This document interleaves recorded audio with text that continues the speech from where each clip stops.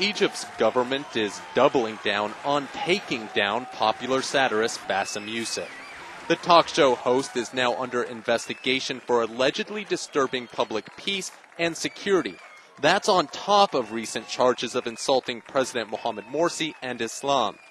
In an interview with CNN's Christian Amanpour on Monday, Yousef remained defiant. I'm just going to continue and continuing with the show, continuing with the same high tone of the show. We're not going to back down. We're not going to actually, we're not going to relax about what we do. We're just going to have fun doing it as usual. Yousef's case is grabbing international attention. The U.S. State Department among those voicing concern, pointing to Yousef's case and others. This, coupled with recent arrest warrants issued for other political activists, is evidence of a disturbing trend of growing restrictions on the freedom of expression. Yousef's main inspiration, Jon Stewart, came to his defense during a recent show.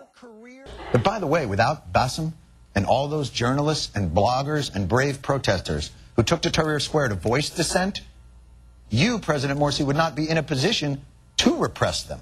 The U.S. Embassy in Cairo tweeted a link to the episode from The Daily Show, prompting a swift reaction from the president's office, which said, quote, "It's inappropriate for a diplomatic mission to engage in such negative political propaganda." But human rights groups say the government's actions have been inappropriate and at odds with what Morsi told CNN's Wolf Blitzer earlier this year. But just to tie up this issue, Bassem Yousef, Amr Moussa, Mohammed al-Baradei, they don't have to worry about going to jail? They are Egyptians. They are part of my family from Egypt. There is no way that any harm can befall them because of their opinions or their personal opposition. The president maintains the arrests aren't his decision, but rather the judiciary's. Rights groups, though, disagree.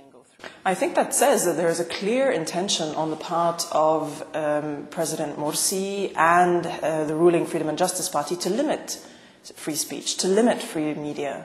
If President Morsi wanted to stop this crackdown on the media that we're seeing tomorrow, he could do so. And he could do so because his party, the Freedom and Justice Party, controls the legislature. And they could amend the penal code tomorrow to decriminalize defamation. 24 Egyptians have been investigated on charges of insulting the president and Islam since Morsi came to power, according to documented cases by human rights groups. They say, unless the laws change, that number will grow.